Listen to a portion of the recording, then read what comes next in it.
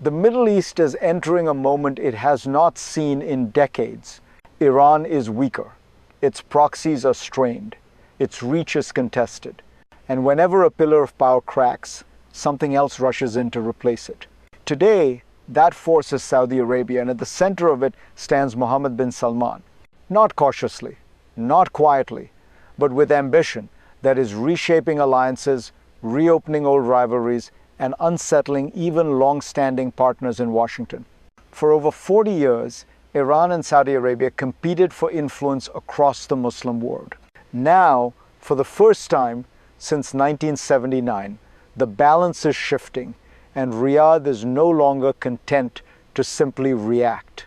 This is not just about oil, or Yemen, or Turkey.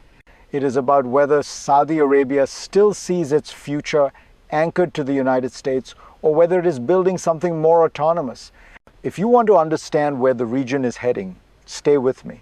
Because to grasp what's happening now, we first need to define the question everyone is avoiding. The central question is not whether Saudi Arabia is becoming more powerful. It already is. The real question is what kind of power Riyadh now seeks to exercise and on whose terms. As Iran's influence weakens, a vacuum is forming across the Middle East. History tells us vacuums never remain empty for long. They are filled by states willing to take risks, recalibrate alliances, and redefine rules that once seemed fixed. Under Mohammed bin Salman, Saudi Arabia is doing exactly that. It is reopening channels with former rivals. It is hedging its global partnerships. And it is pursuing a foreign policy driven less by ideology and more by perceived national interest. To Washington, this shift feels unsettling. For decades, Saudi power operated within a US-led regional framework. Today, that alignment is no longer automatic. Some see Riyadh's moves as pragmatic adaptation. Others see warning signs of strategic drift. Both interpretations cannot be true at the same time. And yet, both are shaping policy decisions right now. To understand why this tension exists, we need to go back not to today's headlines, but to the roots of this rivalry and how it evolved over time. For more than 4 decades, the Middle East has been structured around a single rivalry: Saudi Arabia and Iran. Not just two states, but two competing visions of regional order.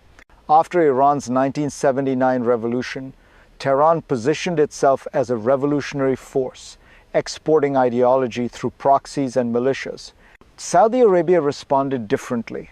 It relied on stability, partnerships with the West, and gradual influence through institutions, energy markets, and diplomacy. For years, this balance held. Iran advanced through asymmetric warfare.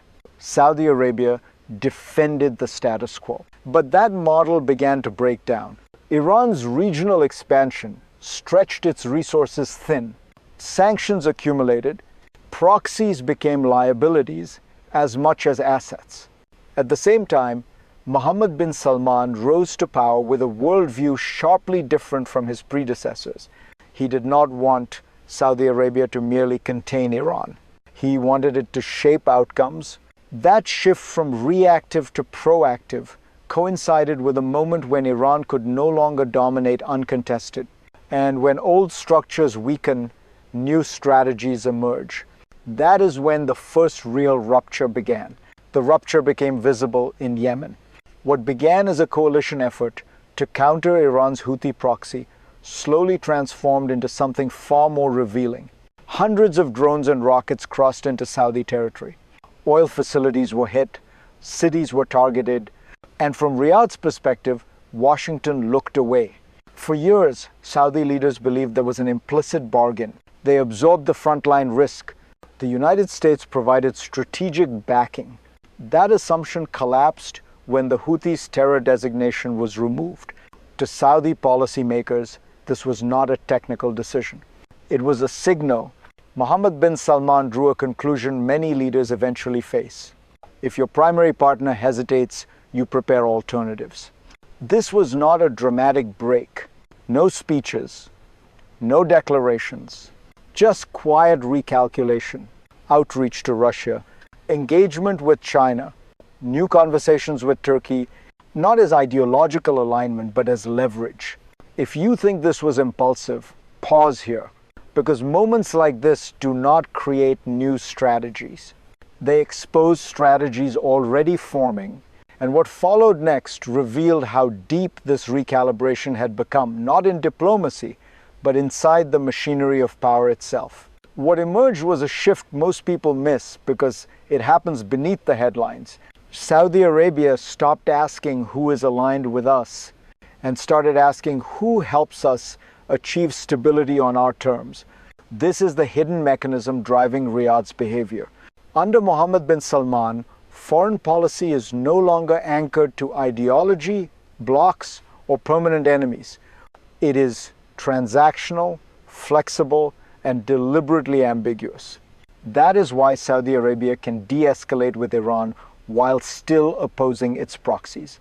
Why it can repair ties with Turkey without endorsing its political movements.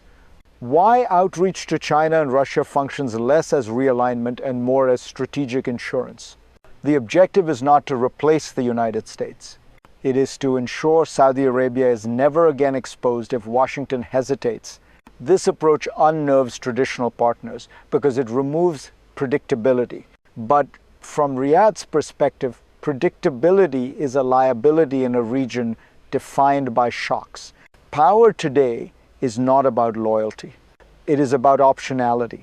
And when a system optimizes for optionality, conflicts do not disappear, they mutate. Which brings us to the second crisis, where this new strategy collided with reality on the ground. The collision point was Yemen again, but this time the crisis came from within the coalition itself. Saudi Arabia and the United Arab Emirates entered the war with a shared objective: roll back Iranian influence. But as the conflict dragged on, their strategies diverged. Riyadh pushed for a unified Yemeni state, arguing that fragmentation only strengthens Iran and its Houthi proxy. The UAE pursued a different logic, backing southern separatists, prioritizing ports, corridors, and local security control. For years, this tension simmered quietly. Then it surfaced. Saudi and Yemeni government forces moved against the UAE-backed Southern Transitional Council. Territory shifted, leadership fled, the alliance fractured in public view. This was not just a tactical dispute. It was a stress test of Saudi Arabia's new doctrine. Was Riyadh stabilizing Yemen or reshaping it in ways that risked empowering extremists and deepening long-term instability? Critics saw blowback forming. Supporters saw necessary consolidation. Either way, the message was unmistakable. Saudi Arabia was now willing to assert its vision even at the cost of regional friction. And when great powers assert vision, the consequences are never abstract. They land on people, which is where this story becomes personal. And this is where you enter the picture. Because these decisions are not chess moves on a map. They ripple outward into prices, security, and the quiet anxiety of everyday life. If you live in the region, you feel it first. Rising uncertainty, shifting borders of influence, a sense that old guarantees no longer hold. When alliances fracture, it is not leaders who absorb the shock. It is families in fragile states, workers whose economies depend on stability, young people trying to plan futures in a system that keeps rewriting its rules. Saudi Arabia argues that consolidation brings order, that fragmentation only empowers militias and proxies. Its critics warn that miscalculation creates space for extremism and long-term blowback.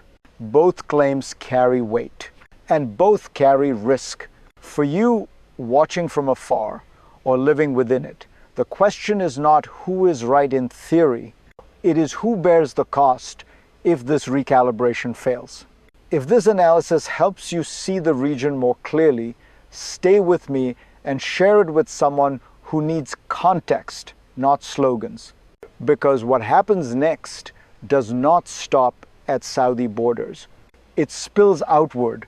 What happens in Yemen Ankara, or Riyadh never stays there for long. As Saudi Arabia expands its regional role, the effects cascade outward across trade routes, security architectures, and global power balances. Turkey's interest in joining a Saudi-Pakistan mutual defense framework is not symbolic. It signals a region experimenting with new security geometries outside traditional Western designs. Not anti-American, but no longer fully dependent on American architecture either. For Washington, this creates a dilemma. A more assertive Saudi Arabia can help contain Iranian destabilization, but it can also dilute US influence over how that containment is executed. For China and Russia, this moment is opportunity. Not to replace the United States in the Gulf, but to embed themselves just enough to complicate American leverage. Energy markets feel it, shipping corridors feel it, diplomatic forums feel it.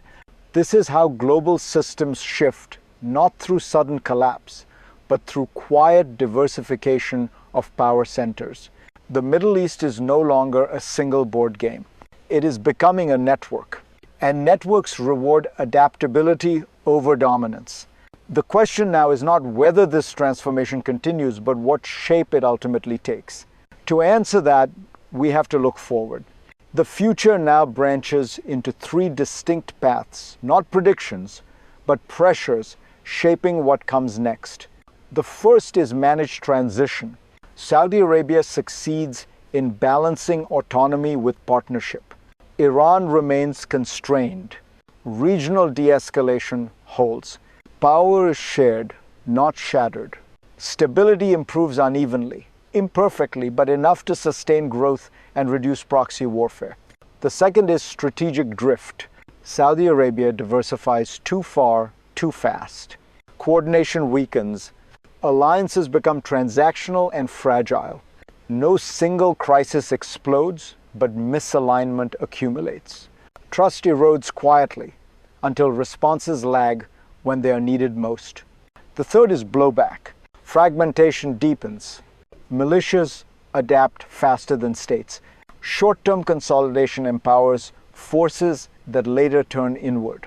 The very flexibility designed to create security begins to undermine it. Which path emerges depends on restraint, not strength.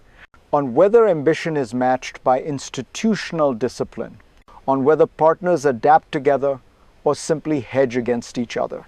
History is unforgiving to systems that mistake motion for control. And this moment will test whether Saudi Arabia is redefining order or merely navigating its collapse. That brings us to the final question. What does this mean for you and what comes next? We are watching a familiar pattern unfold, but with unfamiliar actors.